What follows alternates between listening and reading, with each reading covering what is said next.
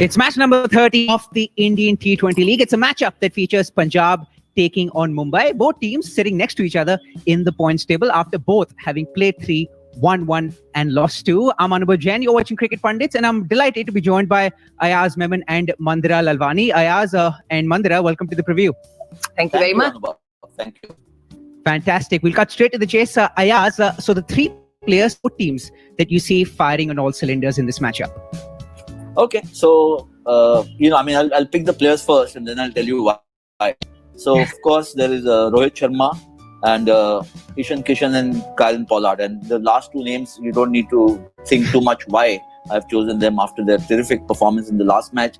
Though Mumbai lost in the super over, but these are my three picks. And for Punjab, you have to look at the openers, KL Rahul and Mayank Agarwal. And I've gone with Mohammad Shami. I had a little bit of a debate between him and Ravi Bishnoi, who's been bowling splendidly, the leg spinner, young 20-year-old. But Shami, I think, has become their most penetrative bowler. A lot depends on how he bowls his first couple of overs, and then again when he comes back in the death. But to set the match up, remember both teams have lost their previous matches and lost, by a wafer-thin margin. And yet it's a big setback. On the last ball of the super over, Mumbai got pipped by Bangalore, which would have made Mandira very happy. And then, of course, Punjab, having made 223, had to bow down to Rajasthan. They were in fabulous form. They've lost subsequently to Kolkata, which would make Anubhav happy. But these two teams come from defeats, both of them. So, which does not mean, in my opinion, that one of them will be defensive or either will be defensive. I think what we're going to see is more adrenaline, more josh, because both teams want to get ahead on the points table. Fantastic. Thank you, Ayaz. Mandira, your picks. Absolutely right. It's very important right now for them to get points on the board, right? I think the problem has been bowling in the death overs. The fact that these matches are getting to super overs just shows that those last few overs are so important and critical. And we saw in the previous match, Sheldon Cottrell for Punjab is one I'm going to be looking out for, not necessarily for a fire-buyer performance, but more just to make sure that he doesn't repeat the same errors that he did in the last match where he gave away 30 to Rahul Tewatia in their match against Rajasthan. So I'll start with Punjab, definitely Sheldon Cottrell, eyes are on you. The opening pair has been fantastic, has been consistent, but there's too much dependence, I feel, on KL Rahul and Mayank Agarwal. So Punjab needs to watch out there. If Mumbai manages to dismiss them early, they could be in big trouble. KL Rahul is weak against spin once he settles down. So that is something strategically that Mumbai can contemplate. And I am curious to see whether they play two leg spinners or they get in an Ishan Porel instead of Ashwin. Or maybe Mujibur Rahman finally makes his debut. So there is my question mark over there. So my third player that I'm going to be looking out for here is Ashwin for the Punjab team. As for Mumbai, again, lots of like Ayaz said, you cannot fault either Pollard or Ishan for their last performance. It was fantastic. Definitely two to look out for. The question here is, should Pollard be batted higher up the order? Considering that Pandya is still not bowling, he's become like a specialist batsman of sorts right now. So Kieron Pollard, Ishan Kishan for sure, and Jasprit Bumrah. Inconsistency in his bowling is a big concern for Mumbai. He's only taken 3 wickets in as many matches so far. So those are my 3.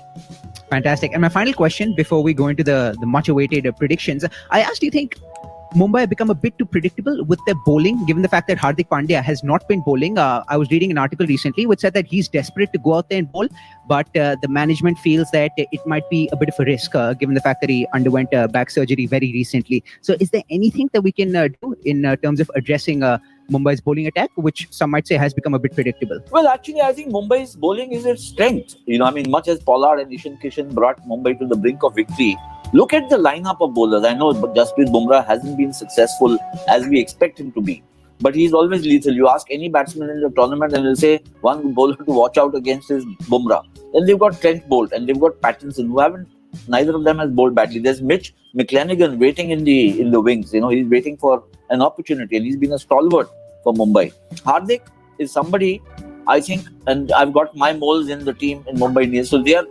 concerned. They're concerned about his back holding up, because they've taken a call that they still value him a lot as a batsman, because he's such a strong finisher.